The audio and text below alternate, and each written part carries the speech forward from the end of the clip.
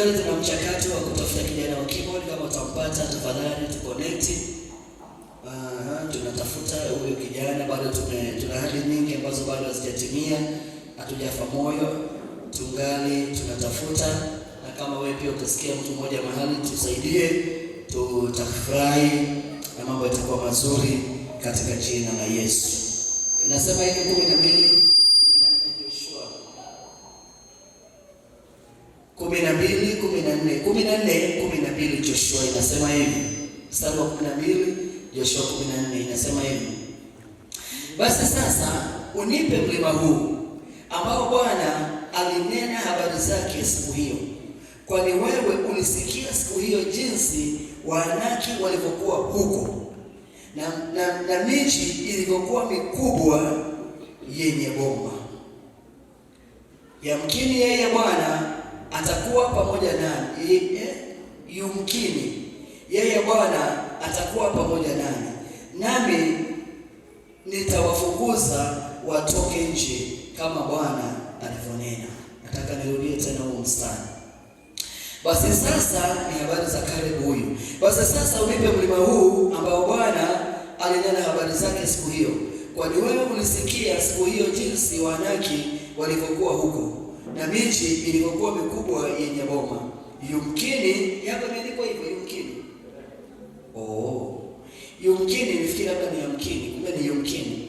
Yumkini yeye Bwana atakuwa pamoja nami nitawafukuza nje kama Bwana alivyosema. Kizungu inasema kwa wale wazungu kina Shino na kina Hassan inasema, now therefore give me this mountain whereof the Lord spake in that day.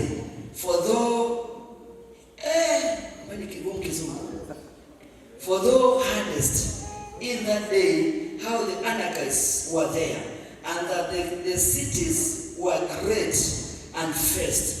If so be the Lord will be with me, then I shall be able to drive them out as the Lord said.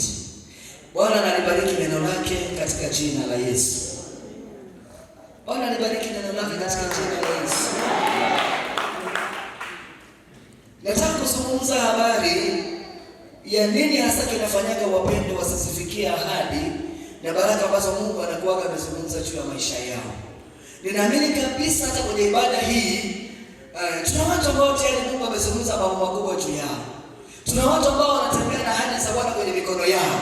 Tuna watu ambao wanatembea na maunabii makubwa juu ya maisha yao.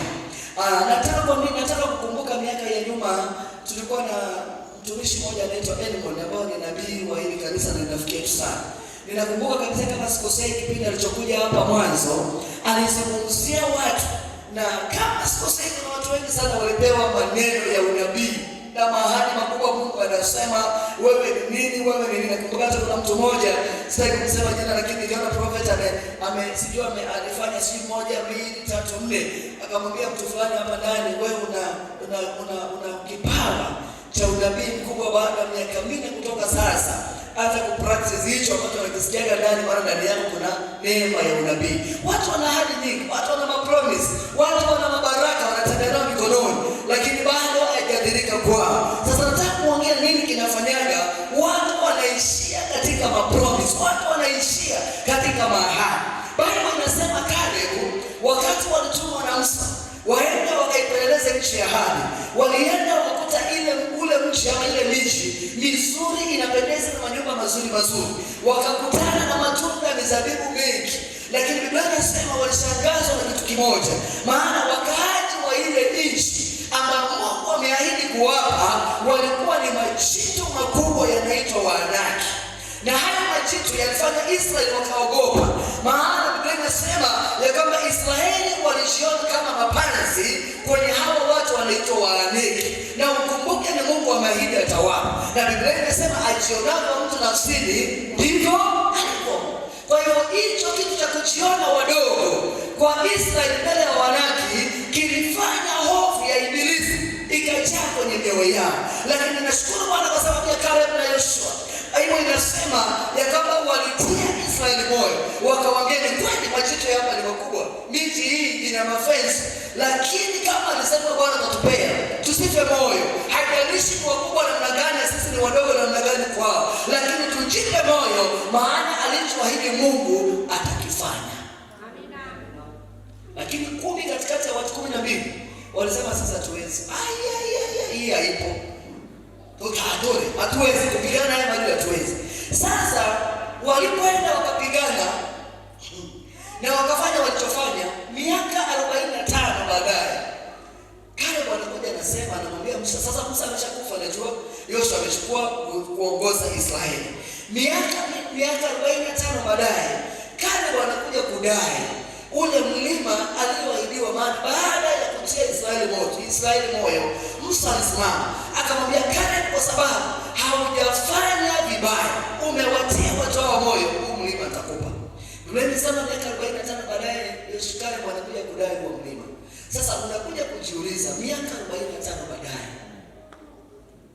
alikuwa wapi wewe mwahidiwa?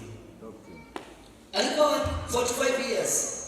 Yaani ametembea na ahadi ya kumilikishwa mlima, ya kumilikishwa baraka, ametembea na ahadi ya kununua gari, ametembea na ahadi ya kujenga, miaka 45. 45 years. Hiyo hata wewe bado hujatembea na ahadi miaka hiyo. Uko vizuri kidogo. Bwana Yesu asifiwe. Miaka 45 anatembea na ahadi. Unajua kinachosababisha watu wengi watembee na ahadi ni kwa sababu baraka za Mungu hazikuwaki kwa yupi hivi wazi. Baraka za Mungu sio kama vile unaniona au unaona nguo yangu niliyovaa au unaona speaker au unaona nini. Siku zote katika maisha ya imani, baraka za mtu wa Mungu anakuwaka ameziweka ndani ya kitu, mara nyingi huwa ameziunganisha na vita. Baraka yoyote ya maisha ya muamini, Mungu anakuwaka hajaiweka barabarani upite uzao unakimbia nayo. Baraka ya mtu wa Mungu mara nyingi Mungu anakuwaka ameificha kwenye tukio, na hilo tukio mara nyingi inabidi kuingia kupigana vita ili ushinde hilo tukio. Ndani ya tukio ukutane na baraka. Na kama kuna kitu tunacho kanisani leo, tuna watu wazembe, sema wazembe, ambao hawapendi vita. Tuna Wakristo ambao wanapenda kumung'onya pipi na chocho na biskuti na chocolate, lakini maisha ya imani it's not about chocolate na pipi. Maisha ya imani is about kupigana vita. Kama utafikia kila Mungu alikuahidi kwenye maisha, ni lazima upigane vita ili upokee alichokuahidi Mungu kwenye maisha yako katika jina la Yesu. Narudia tena, kama utapokea, maana siku zote baraka za Mungu huwa zikitangazwa tu wanaki, majitu, maadui wanakimbiaga, wanazingira. Kwa nini? Ili usizipokee. Kwa hivyo ili upokee, lazima uingie vitani, upigane na majitu ambayo huwa yamesikia wakati wako wa kubarikiwa umefika, na wakatangaziwa wakati wa kubarikiwa wako umeingia, wanakimbia, wanafunika hizo baraka. Sasa kama utakuwa mzembe, utaishi tu kusema Bwana aliniahidi, ndani yangu kuna kipawa, haleluya. Mimi msijanake hivyo, mimi ni nabii, lakini nabii ambaye matunda hatuoni. Lakini kama utafikia kile Mungu alisema, jambo la kwanza lazima ukubali kuingia vitani kupigana na maadui. Lazima ukubali kuingia vitani kupigana na maadui wa baraka zako. Tumeshabarikiwa. Biblia inasema barikiwa anatukuzwa Mungu wa Baba wa Bwana wetu Yesu Kristo, ambaye ameshatubariki na baraka zote. Lakini katika ulimwengu wa nini? Kwa hivyo hakuna mtu hapa ana chake. Kila mtu hapa ana baraka zake, lakini sipo katika ulimwengu wa roho. Sasa ni kazi kuingia katika ulimwengu wa roho, kupokea kile umeshabarikiwa nacho, ukishusha uje nacho kwenye ulimwengu wa asilia wa mwili na damu. Sasa kazi iko hapo kuingia kwenye ulimwengu wa roho. Maana ulimwengu wa roho sio empty space, sio anga ambalo liko wazi, lina wamiliki wake. Haleluya. Haleluya. Haleluya. Ulimwengu wa roho sio kama nafasi naona hapa.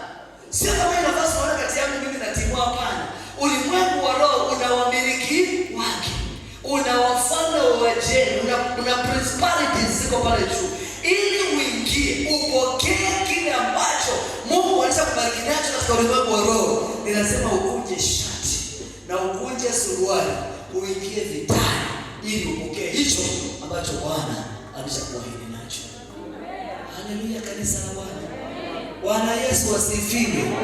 Sasa tuna watu wasiopenda vita. Tuna watu wasiopenda vita. Tuna watu wasiopenda vita.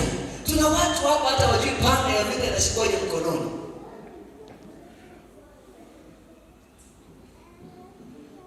Mhubiri mmoja akahubiri akasema ya kwamba tutashangaa sana tukifika mbinguni, maana tutakutana na vitu vya majina yetu vimelaliana na kulaliana.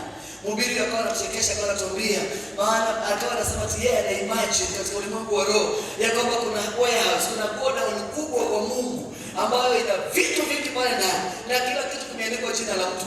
Sasa hiyo warehouse kuna siku tutapelekwa tour ya warehouse ya mbinguni. Unakutana hapo na Hassan Sibora.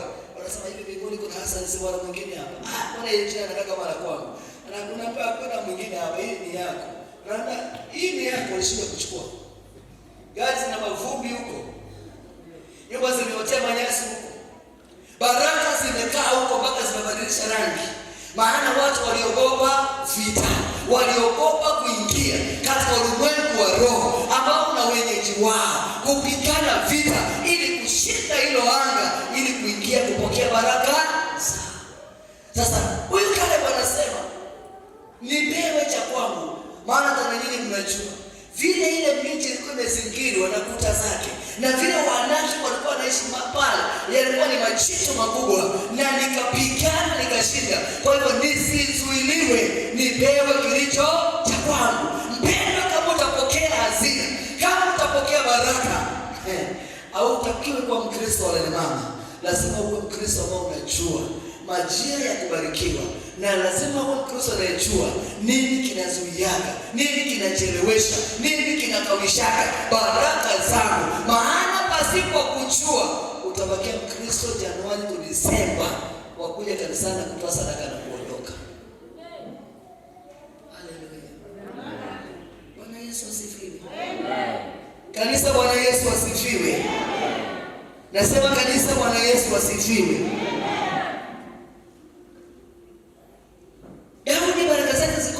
Ndani ya Goliath. Zilikuwa zimefichwa ndani ya Goliath. Anaua simba, lakini bado hakuna mtu anamtambua. Yeye anakuja anaambia watu, mimi nilipokuwa nachunga kondoo, simba alikuja, hakuna mtu alikuwa anajua. Maana baraka ziko kwa simba na dubu. Yeye anakuja kuambia watu ya kama msiogope. Wakati nilikuwa nachunga kondoo, simba na dubu walikuja, nikawararua, nikapigana nao, nikamshika, nikamchana. Lakini kumbe na pamoja na kupigana na simba na dubu, baraka bado hazikuwa pale. Sasa leo tuna washirika wengi ambao vita yao ni ya simba na dubu tu. Pigana na Wakristo wenzao, kusengenyana kanisani. Iko vitu vidogo vidogo ambavyo ndani yake hamna chochote. Lakini Biblia inasema Daudi alipopiga Goliath, ili tu ametoka uwanjani, amekata kichwa cha Goliath, nyimbo zilibadilikia hapo. Nyimbo zilibarikia hapo hapo. Kuna vita utabaki unapigana siku zote na vita kubakisha Mkristo wa siku zote. Kuna mambo utaishi kufanya ukiwa Mkristo na hayata kupromote kuna mahali popote. Lakini kuna hatua unaweza kaingia leo, moja namna hii ikabadilisha historia ya maisha yako yote. Bwana Yesu asifiwe. Daudi yuko kula na huwa dubu, ameua simba, kila mtu anamjua. Lakini Biblia inasema alipoua Goliath, kumbe baraka za Daudi zilikuwa zimefichwa ndani ya nani? Ya Goliath. Ameshinda kupigana na Goliath, abaki akiambia watu nilipiga dubu na nikaua simba. Hakuna change ingepatikana. Lakini aliposonga mbele, Biblia inasema akapigana na Goliath. Alipomuua Goliath, Biblia inasema hapo ndipo baraka za Daudi za kuwa mfalme zilianzia. Nasema nini mpendwa? Umepigana lakini bado sogea kwa vita mbele kidogo, maana hiyo hatua iliyo mbele yako ndiyo imebeba muujiza ambao utafuta. Ni kweli unaomba sikatai, ni kweli unafunga sikatai, lakini usiishie hapo. Sogea kwenye hayo maombi hapo mbele, maana kwenye maombi hapo mbele ndio utakutana na kiini ambacho Haleluya. Amen. Bwana Yesu asifiwe. Amen. Jina la Bwana wetu libarikiwe. Daudi alipoua simba na dubu hata kujisifu, hata kuambia mtu, ilikuwa tu alichukulia poa. Aliua simba kamuua kule na kaendelea mbele. Sasa siku anaua Goliathi ndio tulijua hata alikuwa ameua simba na nini? Na dubu. Haleluya, kanisa la Bwana. Kwa hivyo hicho tunachokifanya leo ni kizuri sana, lakini kiwezi kuingiza kwenye baraka. Sogea mbele kidogo. Kaza mwendo. Funga mshipi. Vaa buti za vita. Maana hiyo vita iliyo mbele yako umepigana hizi zingine nyingi, lakini hiki kiko mbele yako ndio kimebakia kimoja, kikuingize mahali ambapo unatamani kuingia na ukupokeze kile ambacho unatamani kufanya nini? Kupokea. Hata kutosheka na ndugu na simba. Ni sawa umeua, lakini ndugu na simba hawatakuingiza kwa mfalme. Hawatafungua mlango wa baraka. Simba na dubu hawatafungua kiini cha kile moyo wako unataka. Kuna Goliathi hapo mbele, na utakapopigana naye, huyo ndiye atasababisha taifa ikujue. Taifa ikujue. Taifa ikujue. Taifa ikujue. Haleluya. Bwana Yesu asifiwe. Bwana Yesu asifiwe. Sasa ukiua ndugu na simba alafu utosheke atanambia mimi sasa nitafunga siku 3, si mbaya. Mimi nafungaga. Basi mtangazana Jumani maombi. Mimi hata bila maombi Jumatano nilikuwa nimeomba. Niliomba. Si mbaya, sasa ni mbaya. Lakini hiyo ni simba na dubu. Usikomee hapo. Tukitangaza maombi tukisema mimi naombaga. Wao hujaua Goliathi. I'm telling you, kama ungekuwa umeua Goliathi, sisi wote tungechua. Amina. Maana Goliathi amekalia baraka. Ungekuwa umefika kupigana na Goliathi, hata tungetangaziwa na mtu tungechua. Amina. Halo. Maana kuna vitu Goliathi amekalia ambavyo ukimuua leo, haibidi tutangaziwa hapa, sisi wenyewe tutajua. Muondoko tu kupita hivi tunajua. Na huyu sio simba tu na dubu aliua. Huyu hata ni Goliathi ameua. Maana kuna vitu Goliathi anakuaga amekalia ambazo mganga ukimuua hatutabidi kutangaziwa. Tutakuona tunatujua huyu sio simba tu na dubu ameua, lakini ameenda next samani. Haleluya. Haleluya. Bwana Yesu asifiwe. Kwa hivyo usichoke na vita. Na vile unapigana usione kama vinatosha. Vile vilikuwa ni vya kunoa tu makali ya kuingia vitani. Hivyo umepigana vilikuwa ni vya kunoa kisu. Safari yenyewe na vita vyenyewe viko mbele. Chokile kinasema haya pastor. Bwana Yesu asifiwe. Hicho kile kinasema yaani mtu anasema yaani kumbe vile nimeomba sijaomba bado. Sasa niombe nini tena? Bado. Hivi vile nimetoa kumbe sijatoa bado. Kuna mahali ukifanya vitu wewe hautabidi uambie watu wataona. Biblia inasema Daudi alipoua Goliathi hakuambia wanawake wameniambia, ndipo zilitungwa zenyewe. Watu waliona tu kuna kitu tofauti kimefanyika. Na hicho ndicho Kristo anachotakiwa kukifanya. Hapo ndiyo kanisa linatakiwa kufanya nini? Kufika. Amina. Bwana Yesu atusaidie. Bwana Yesu asifiwe. Amen. Bwana Yesu asifiwe. Amen. Kuna vita ambavyo vitakufungulia milango. Kwa hivyo nakutia moyo wewe pambana. Songa mbele. Usiogope. Hicho Mungu alisema. Ukikumbuka Biblia inasema Yusufu alitabiriwa ni mkuu kuliko ndugu zake akiwa mdogo sana. Mdogo sana. Sana. Alikuwa hawezi kwenda kuchunga kondoo. Alikuwa ni mtoto mdogo ambaye alikuwa inabidi aache nyumbani na baba yake, ndugu zake wakienda malishoni. Alikuwa bado mdogo, hangedhaminiwa kondoo, hangeachiliwa kwenda zizini kuchunga. Na saa hiyo wameshasema, Biblia imeshasema ya kama nimeona nyota na jua zikimenyamia. Mdogo sana. Lakini hebu angalia alikuja kupata huo ukubwa akiwa na liganaji. Ni mchakato hapo katikati ulikuwa. Kuna vita ilibidi vishinde vikubwa zaidi ya kondoo, zaidi ya nini? Alipigana vita vizito. Ndio kile ambacho Mungu alikuwa amezungumza juu yake kile kutumia. Kilimchukua muda sana. Maana nafikiri alikuwa miaka 30 na kitu sasa. Wakati anakuja kuinamiwa ile ambayo aliambiwa akiwa mtoto wa miaka midogo kama 10. Kwa hivyo kuna kazi ya kufanya mpendwa. Hicho umepokea mikononi, sione kama ndicho Mungu alisemea. Mungu akusemea hicho. Kuna kitu kikubwa zaidi ya hicho alichokisemea Mungu katika habari za maisha yako. Kinachokuchelewesha ni kwa sababu upendi vita. Kinachokukawiza ni kwa sababu upendi vita. Kuna vitu ambavyo lazima uviondoe. Bali anasema Kalebu ilibidi aondoe Waanaki. Hizo baraka zako zimekaliwa na roho fulani. Hiyo roho lazima uiondoe. Na kama hutaondoa utazidi kuzeeka. Na ndio sababu unakuta leo Mungu alisema habari za mtu zamani. Hata leo hapa najua kuna watu Mungu ana habari zao. Hapa najua kuna watu Mungu ana habari zao.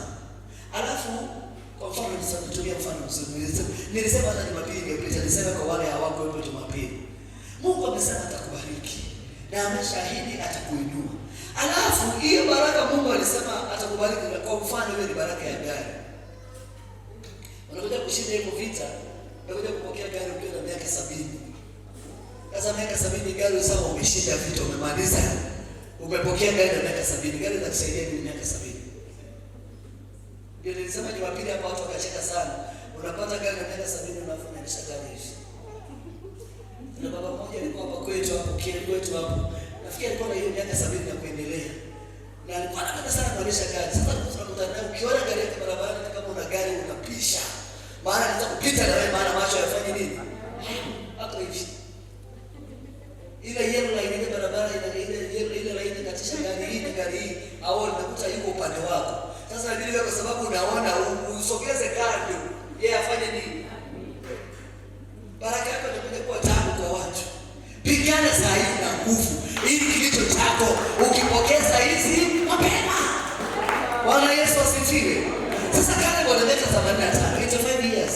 Ndiye anakuja kupokea kile aliambiwa na miaka 40. Hata kama amepawa huo kulima wote. Okay, upewe Israeli yote na Mungu maana alikuwa amekuahidi. Tandio na miaka 40. Sasa anakuja unapewa Israeli yote na miaka 80. Si nani atakusaidia na miaka 80? Utafanya nini? Project gani utafanya kama hujafa? Nakuja baraka, hakuna kitu kitasaidia. Ndio maana nasema pigana vita vyako leo. Ondoa wanako waliokalia baraka zako leo.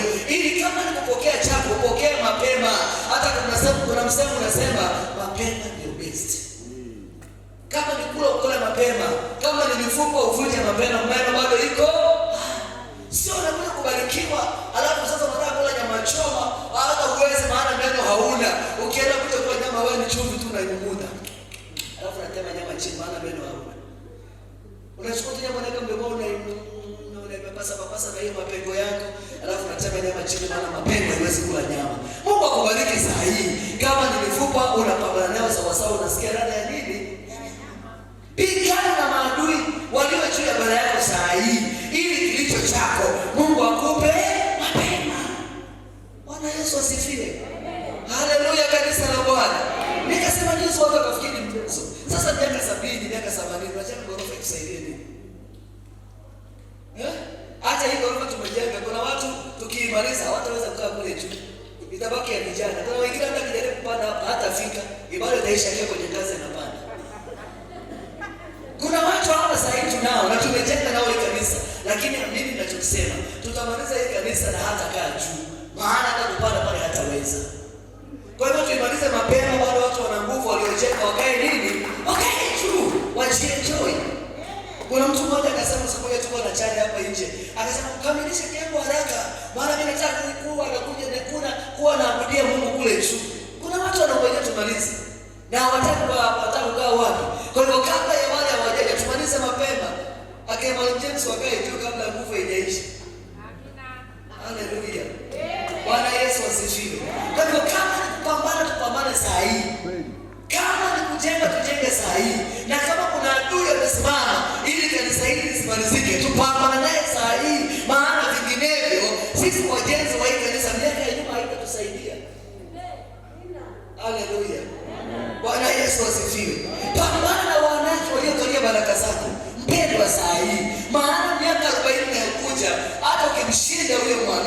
hizo baraka zitakuwa na faida yoyote kwake. Nilipokuwa nasoma nikasema sasa hata kale mnani vitu anafanya. Anapewa mlima afanyie nini? Miaka 75 anapewa mlima afanyie nini? Halo. Ile baraka unataka Mungu amekubariki nayo, unatafuta wa China. Mtu ambaye hayuko kwenye baraka unatafuta wa China na wahusia. Yeye anabaki akibarikiwa na vitu vyako. Anakopa kidogo naweka mfukoni na kufa, unakula na kufa vinaisha. Yeye anabaki kwenye rasilimali yako akibarikiwa naye. Tufanye kile kinatakiwa sahihi, tuna nguvu mpendwa. Kile Mungu amesema ni cha kwako. Kama uko sure una ahadi ya Mungu kwenye maisha yako, Mungu si muongo, Mungu ni mwaminifu. Alichokisema ni ndio na amina. Kama alisema atakubariki, work on those blessings. Fanyia kazi kizuizi cha hiyo baraka ili uipokee, maana Mungu ni wa haki na ni mwaminifu. Amen. Mungu hawezi kukuambia atakubariki afa anakuja kubariki miaka 90 ijayo. Haleluya. Amen. Haleluya. Bwana Yesu asifiwe. Pigana na waneki. Pigana na vizuizi. Pigana na hao watu wamekalia baraka zako ili wakuondokee, upokee kilicho chako. Mapema ndio besti, ufurahie baraka za Mungu maishani katika jina la Yesu. Amen. Bwana Yesu atukuzwe sana. Amina. Usiogope vita. Imani is all about battle. Imani imejaa vita. Imani kutoka hatua point A kwenda point B. Sio mkate wa bluebird na jam. Ni vita vinatoka mtu kwenye huu mlango kuingiza pale. Ili utoke hatua hii ufike pale. Atupepelesha hivi, kuna vita. Unapigana na vikitoa hapa vikiweke pale. Hatua moja unayoiona ya imani hivi ili kuisogea mbele. Atusogezana kwa neema, tunasogezana kwa sababu ya vitu umepigana ukavishinda katika jina la Yesu. Haleluya. Haleluya. Haleluya. Kama unangojea neema kusogeze hatua, mbele utazeekea hapo. Ili uone mtu anatoka point A anaenda point B ya imani. Kuna kitu amekifanya kwa mbingu. Kuna vita amepigana vya imani. Vikamsaidia kusogea mahali na kumuona leo. Mashujaa wa Mungu waandaliwa kwenye. Nimesoma leo mtu fulani anauliza mambo fulani kwenye mtandao. Akajibu watu akawaambia mashujaa wa Bwana hawatengenezawi kwenye 5-star hotel. Mashujaa wa Bwana wanatengenezewa vitani. Kama unangojea uende kwa ndugu kule nyama na nini utengenezwe na Bwana, pole vitu utavipoteza. Mashujaa wa Bwana wanatengenezwa wakiwa vitani. Ili Mungu akudhaminie kitu ambacho amekuahidi atakupa baada ya kushinda vita.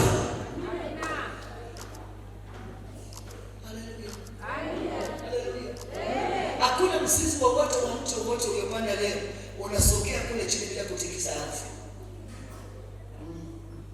Ili mzizi usogee kule chini, mtu unapokuwa mzizi unaenda chini. Na ili mzizi uende chini, hapa juu kwenye ardhi panajua hapo na kitu kinafanyika chini. Maana kuna Bwana anatikisika. Sasa wewe kama ni mshirika wa lele mama, mpendo utazeekea hapa. Na ukiwa Mkristo usipenda vita, hao ndio Wakristo wanachafua jina la Bwana. Maana anakaa kwenye imani, anachoshwa na kungojea. Anasema hata mimi nimsaidie Bwana kazi. Anajikatisha njia ya mpito, anafanya vitu vyake. Akifikia anamsaidia Mungu nini? Kazi. Mungu asaidie. Alichokisema ni final. Kazi inabaki ni wewe kuingia vitani. Umiliki kile Mungu alisema atakupa kwa ajili yako katika jina la Yesu. Amen. Haleluya. Amen. Kama wewe ni nabii, pigana na vita na maadui wanaozingira nini huduma yako. Kama wewe ni mwimbaji, kuna vitu vinakuzingira tu. Kuna watu hapa na mahuduma mazuri na vitu vikubwa vya Mungu, lakini vitu vinawazingira ni hasira tu. Hataki kuongeleshwa kabisa hivi. Ukimwambia tu hapo naimba vibaya, sawa basi. Ni waimbaji wazuri mbele. Lazima ushinde hiyo vitu. Lazima ushinde hiyo roho. Ni ndogo lakini itakuzuia uta. Sawa. Ngoja basi ni hivi huko chini alafu nikiiva nitakuja kuendeleza. Hasira tu inakuzuia. Usipopambana na hiyo roho ya hasira ukaishinda, bado kuna vitu hautanyakuwa. Hata kama Mungu alisema wewe ni nabii mkubwa, hata kama Bwana alisema na mafuta na majibu ya dunia, kama hautaweza kuvishinda vita vinavyokuzingira. Mpendwa, nakupa pole.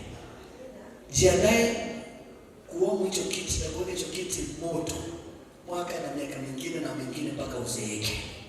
Washindi ni wale watakubali kupambana na mazingira yanayowazuia kuingia kwenye baraka katika jina la Yesu. Namba 2, lazima ujue ni adui gani anakuzingira. Maana huwezi kuona vitani kupigana na adui usiyomjua. Biblia inasema huyu Kaleb alijua ni Waanaki. Anasema kabisa ninajua ni Waanaki wako pale, majitu makubwa ndio yanamiliki ule mji. Lazima ujue ni adui gani anaokuzuia kufika kwenye hatima. Huwezi kurusha mishale ovyo ovyo. Paulo anasema ya kwamba hatupigi ngumi zetu amani. Lazima ujue what you are fighting. Lazima ujue spirit gani inakuzuia kufika kwenye baraka. Lazima ujue ni enemies, ni maadui gani wamekuzingira. Leo tuna kanisa na watu na Wapentekoste hawa ambaye mtu hajui shida yake nini kwenye maisha. Hajui nini kinamzinga, hajui nini kinamsumbua, hajui nini kinamzuia kufika kwenye hatima. Leo niuliza tu mtu, na kwa nini miaka 5, 6, 7 huko tu vile huko? Hajui. Iko tu basi na kujana neema ya Bwana. You have to identify your enemy. Lazima ujue ni adui gani unapigana. Kale kwa ndio kabisa anasema ninajua ni Waanaki wako pale. Kama ni hasira lazima ujue adui yako ni hasira. Kama ni wivu lazima ujue. Haleluya. Haleluya. Kama ni roho ya masengenyo lazima ujue. Mimi nikiacha masengenyo, ujue tu mimi mdomo wangu Bwana akiweza kunitia rijaa, niache masengenyo, haki inaweza fika mbali. Lazima ujue. Na kila siku kiamka Baba kwa jina la Yesu, na ikemea hilo ya usengenyaji ndani. Mdomo wangu na utia rijaa. Ninatangaza Bwana maneno yangu yawe ya uzima. Unakemea hivyo na mwisho wa siku lao usengenyaji itafanya nini? Itakuacha. Lakini leo tuna watu hawajui hata shida yao ni nini. Hawajui tabia yao, hawajui roho inawazuia kufika kwenye baraka bila ugani. Wapo tu. Kama una roho ya uzinzi na unajua ya kwamba mimi haki kama sio uzinzi, mimi ningekuwa mtumishi mkubwa sana, lakini spirit ya uzinzi. Haleluya. Bwana Yesu asifiwe. Mwingine leo tu hataki kuona mwingine amebarikiwa. Yaani yeye ameamua yeye ndiye atakuwa kwanza kubarikiwa, wengine wafuate nyuma. Kwa hivyo akiona mwingine amemtangulia kubarikiwa, hiyo inatosha. Hata salamu sikio utaona anakusalimia kama vile hataki. Kisa amesikia tu umetangulia kwenye baraka. Yaani yeye amejipiga kifua na amejiaminisha ya kwamba mimi ndio nitakuwa nabarikiwa, wengine wanafanya nini? Wanafuata. Mwingine anataka kuona tu mwingine yuko smart na msumbua tu. Lazima ujue ni roho gani inakuzuia kuingia kwenye mafanikio yako. Haleluya. Bwana Yesu asifiwe. Daudi kabla hajaenda vitani alijua. Akaambia watu, akaambia Sauli, usiogope. Huyu Mfilisti asiyetahiriwa. Alimjua vizuri. Huyu Mfilisti asiyetahiriwa akatukanaje taifa la Bwana. Akasema mimi mniachie. Huyu asiyetahiriwa alimjua vizuri. Lakini leo unakuta mtu anashindwa kufika kwenye hatima na hajui roho gani inamng'ang'ania. Hajui. Basi tu mimi niombee. Lakini nimechelewa kuingia kwenye hatima. Basi yani mimi tu nibebe kwenye maombi. Roho gani inasumbua? Hujui. You have to reach a point. Lazima ufike mahali ujue kinyang'anizi cha baraka yako ni roho fulani. Haleluya. Bwana Yesu asifiwe, kanisa la Bwana. Utapiganaje na adui usiyemjua? Utaendaje vitani kupigana na adui usiyemjua? Na kila adui ana uwezo wake wa silaha. Huwezi kupigana na inzi, huwezi kuenda kupigana na inzi alafu ukabeba bunduki. Watu watakushangaa. Inzi anataka hata nguvu yoyote, anataka tu kitambaa cha kufanya hivi, unamwangusha. Na huwezi kwenda kupigana na jemadari ukiwa na kitambaa. Lazima ujue adui gani unapigana naye na silaha ina gani, utafanya nini? Utanena. Kama wewe ni msengenyaji mzuri, epuka watu. Ukikutana na mtu hana uhai, Bwana Yesu asifiwe, amina, pita uende zako. Usianze kukaa hapa tunatolea na ushuhuda. Maana katika wiki kwa maneno, roho ya usengenyaji inaingia. Hata habari za kwenu zile salamu za masherehe zile. Habari za kwenu nzuri. Sherehe ya jambo, habari ya watoto.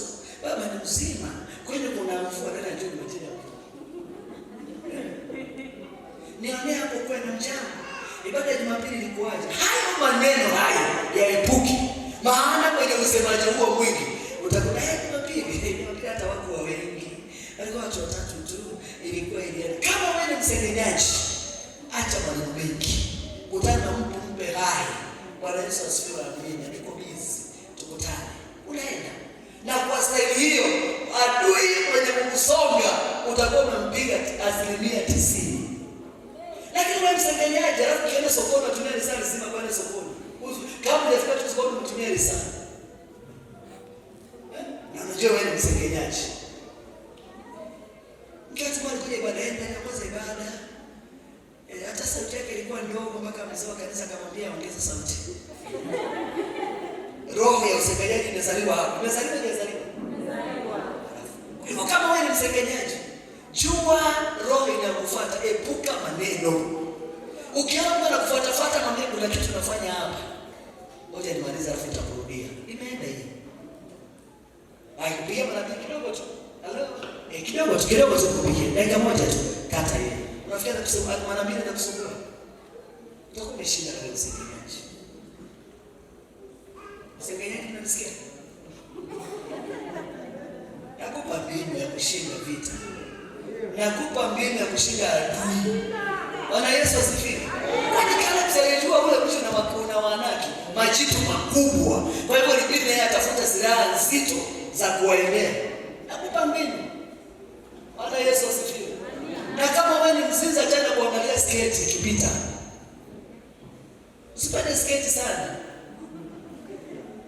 Atiwa pasa tuko hapa tunafanya Bible study. Na ndugu ni mmoja, wadada ni watatu.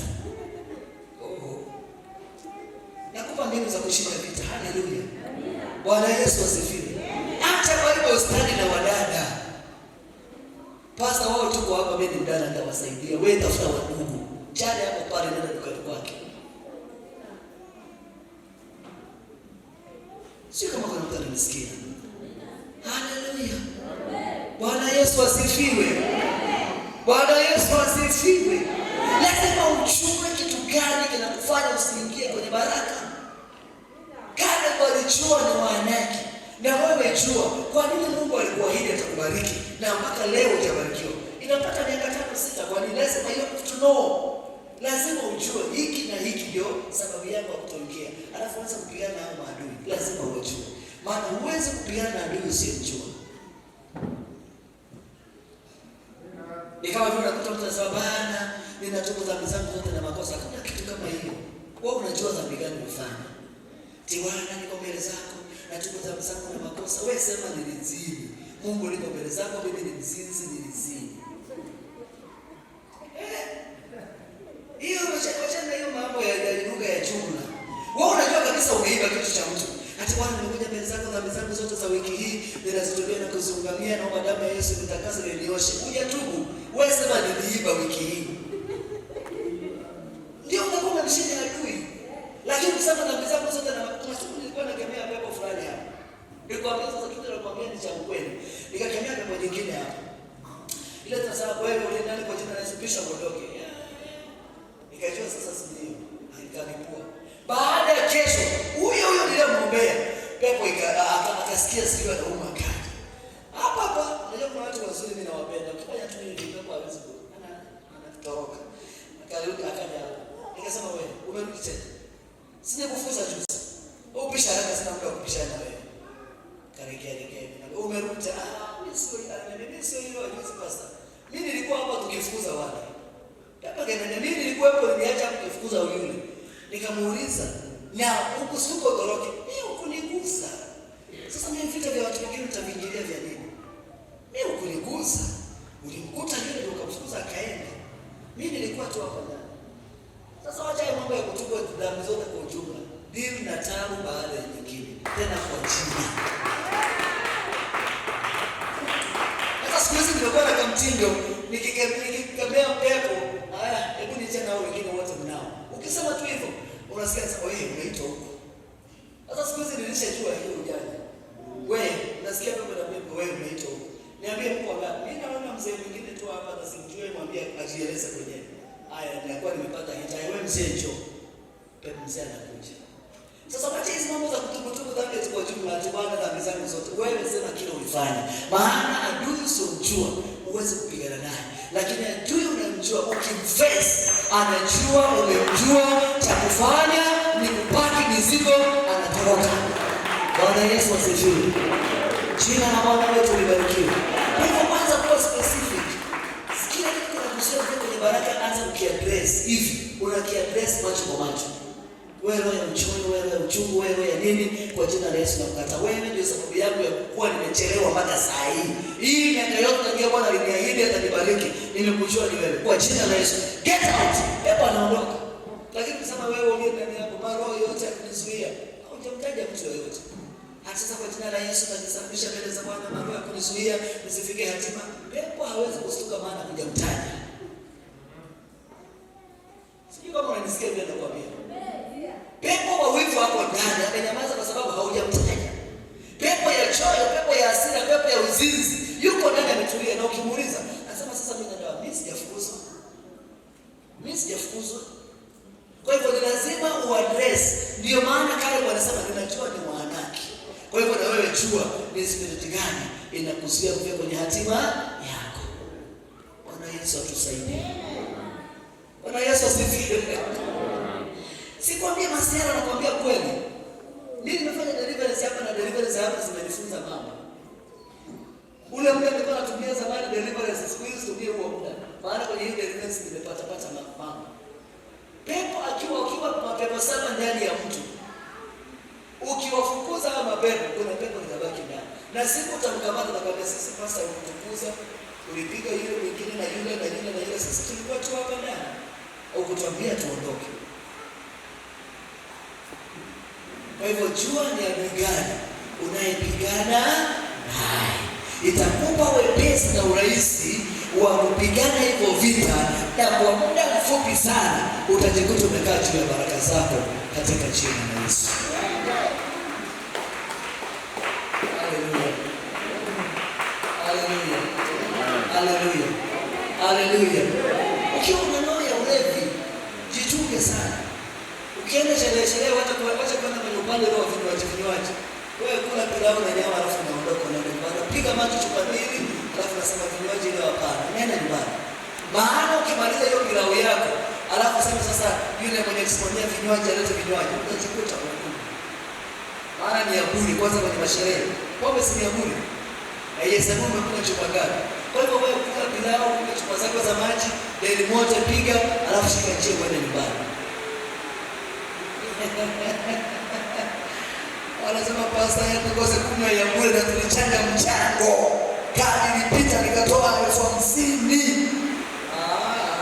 Basi hiyo kupenda raha itakufanya miaka zaidi ya 45.